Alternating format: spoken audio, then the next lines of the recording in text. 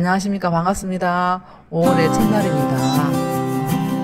실록의 계절이라고는 하나 사실 마음이 전 국민이 많이 우울하시죠. 가장 무서운 코로나와 함께 지금 살아야 되기 때문입니다. 오늘은 특히 그래도 좀 마음의 여유를 가졌으면 좋겠다는 생각이 들고요. 비가 촉촉히 대지 위에 내려와 또 실록이 더욱더 하얗게 느껴져서 산에 가고 싶은 하루입니다. 오후에는 산에도 한번 가시고 마음의 여유를 즐겼으면 좋겠다는 생각이 듭니다.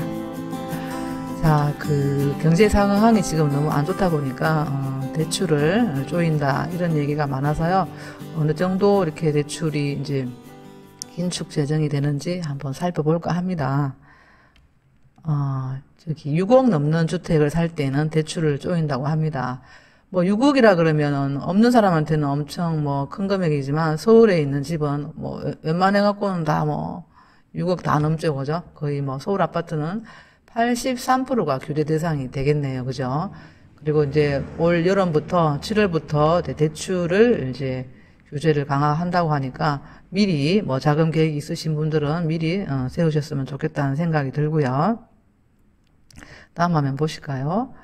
네, 이제 집 살 때 담보대출뿐 아니라 마이너스 통장 있죠. 요런 거 마이너스 통장이 있는 사람이 서울 등 부동산 규제 지역에서 6억이 넘는 집을 살 때는 신용대출도 마찬가지고 주택담보대출 한도가 수천만 원 줄어든다는 거 미리 아셔야 될 것 같아요. 특히 2023년 2년 뒤죠. 7월부터는 개인이 받은 대출 총액이 1억이 넘으면 신용이든 담보든 합쳐가지고 1억이 넘는 경우에는 대출 규제를 깐깐하게 하겠다. 점점점 이제 깐깐하게 하겠다는 이런 발표입니다. 또 그 대신에 반면 이제 당장 소득이 적은 청년이나 서민층은 미래 소득을 인정받아서 대출을 더 받을 수 있고 청년과 신혼부부를 위한 만기 40년짜리 모기지도 올 하반기에 이제 11월에서 12월 사이에 출시된다고 합니다. 그래서 금융위원회는 4월 29일이죠. 이런 내용의 가계부채 관리 방안을 발표했습니다.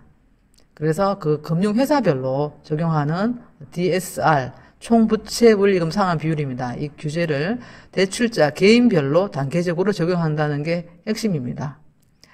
이게 또 전체적으로 적용하게 되면은 또 당연히 또 불만이 생길 수밖에 없죠. 그죠? 그러다 보니까 또 빈부의 격차도 너무 나고 이러면 안 되니까 청년이나 서민층은 좀 더 확대를 하고 6억이 넘는 이제 집을 사게 되는 이런 경우에는 이제 또 대출을 깐깐하게 규제하겠다 이런 내용입니다. 개인으로 이제 맞춤으로 해서 단계적으로 적용하겠다는 얘기죠.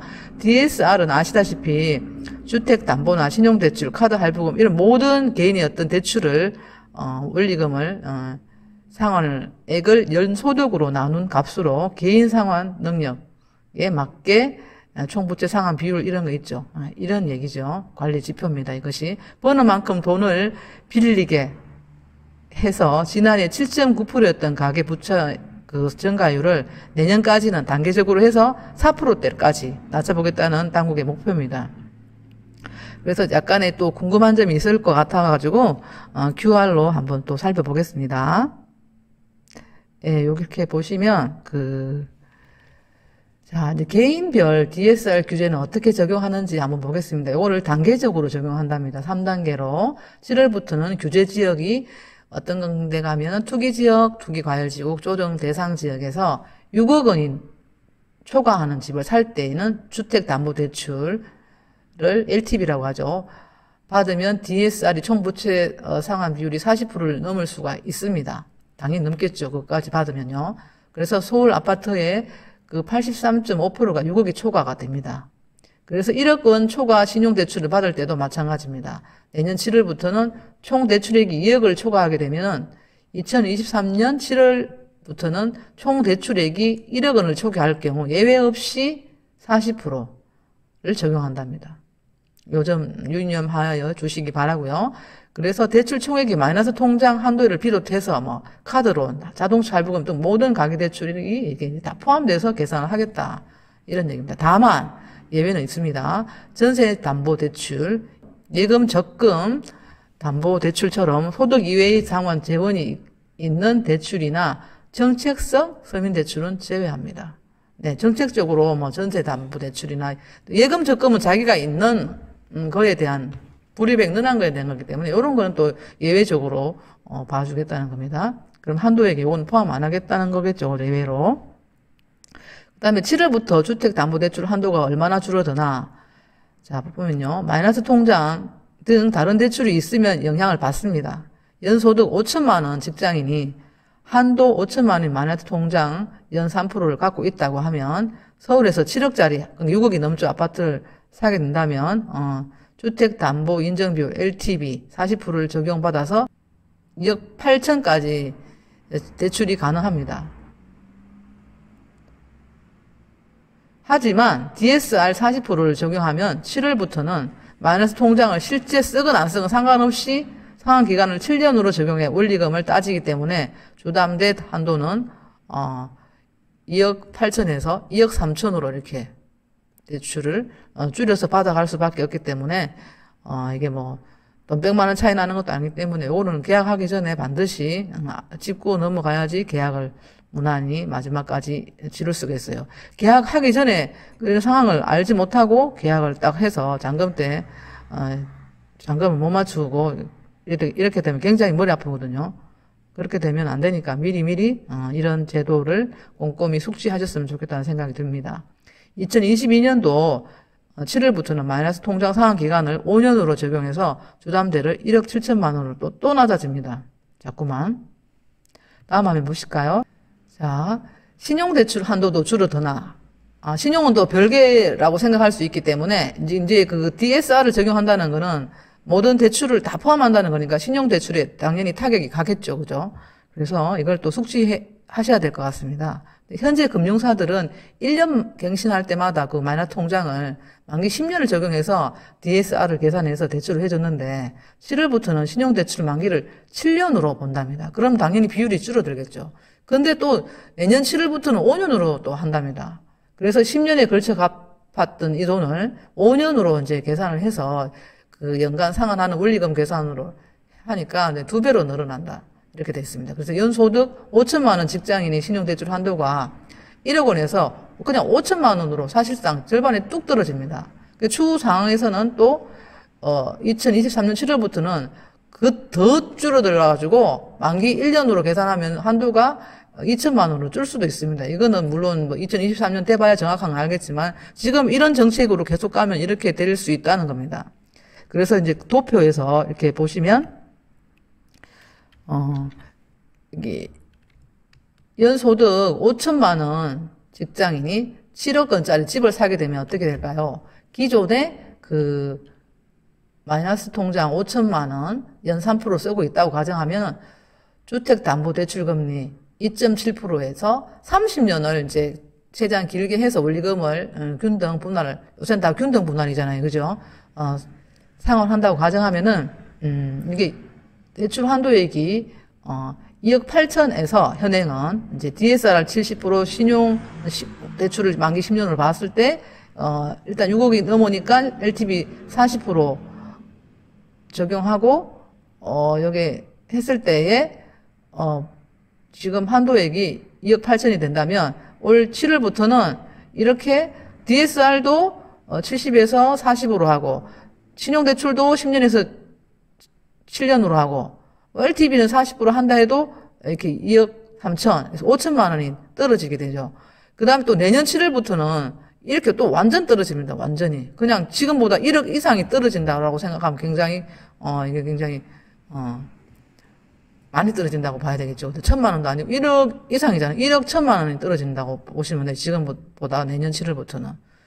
그러니까 이런 신용대출의 규제도 오지 이러니까 갈수록 집 사기는 더 어렵다고 보셔야 될 것 같아요.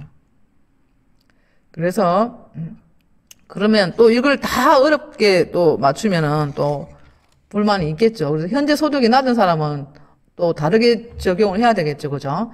그래서 미래 소득이 그 증가할 가능성이 높은 청년은 아직까지 돈 벌 날이 있다. 아직 젊다. 이래서 지금 가진 건 없지만 미래 소득을 또 증가를 해서 DSR 산정할 때 장래 소득 인정 기준을 활용합니다.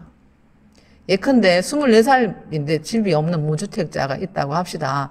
연소득은 3천만 원이지만 향후 예상소득은 75.4%를 반영한다면 4,131만 원이 됩니다.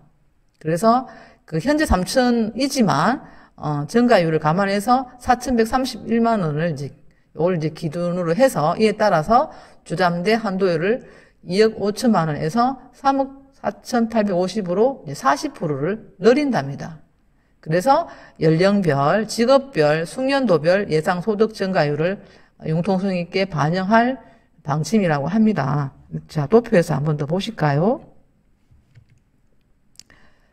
도표를 보시면 조금 아무래도 이렇게 말로 하는 것보다 조금 더 이해가 잘 될 거라고 생각합니다. 그래서 이제 그 월급을 250만 원 받는 20대가 주택담보대출을 어느 정도 받을 수 있을까요?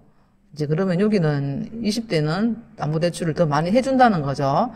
그러니까 만 24세 무주택 금리 2.5%, 자, 30년을 받았다고 합시다.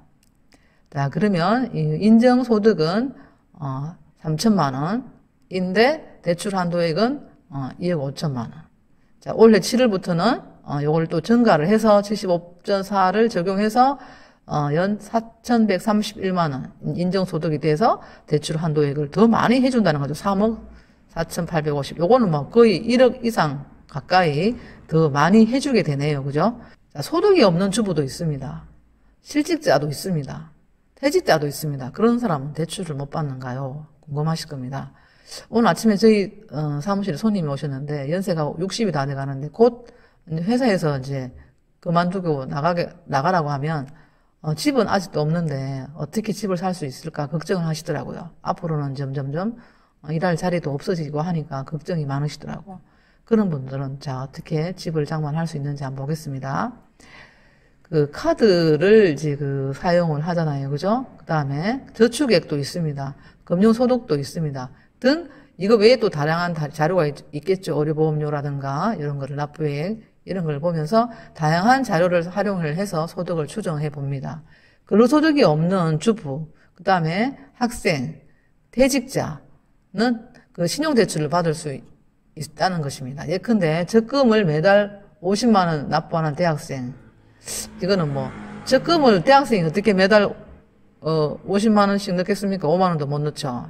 이건 약간 뭐 알바하는 대학생인 것 같습니다. 그러는 이제 예시가 조금 이해가 안 될 수가 있어서 이제 어쨌든 적금을 넣는 대학생 같은 경우에는 민간 저축률을 적용해서 1,900만 원까지 연소득을 인정받아서 최대 5,800만 원까지 대출을 받을 수 있다는 겁니다. 이제 소득을 환산을 해서 5,800까지 또 받을 수 있도록 도와준다는 거죠. 그 다음에 난 카드만 집에서 쓰고 있다 열심히. 근데 주부는 3천만 원까지 소득을 인정받아서 최대 9,200만 원까지 대출을 받을 수 있다는 겁니다. 그러니까 대출이 안 된다는 건 아니죠. 그래서 그 대출을 받아야 될 상황이 온다라고 대부분 다 가정한다면 적금을 넣어준다든지 카드를 쓴다든지 안 그러면 자기 이름으로 의료보험료를 낸다든지 이런 어떤 소득을 증명할 수 있는 이런 자료가 있어야지만 대출이 가능하겠죠. 그죠? 40년짜리 모기지도 나온다던데 자, 만 39세 미만인 청년과 혼인 7년 이내의 신혼부부는 올 하반기 7월부터 은행보금자리론과 적격대출을 만기 40년으로 받을 수 있다. 40년은 잘 없었는데 보통 30년이었는데 40년으로도 받을 수 있다고 하네요. 이게 기간이 길어지면 당연히 들어가는 금액이 조금 적겠죠. 그죠? 확실히. 그다음에 소득 요건, 집값, 대출 한도 등은 기존 상품과 동일하다.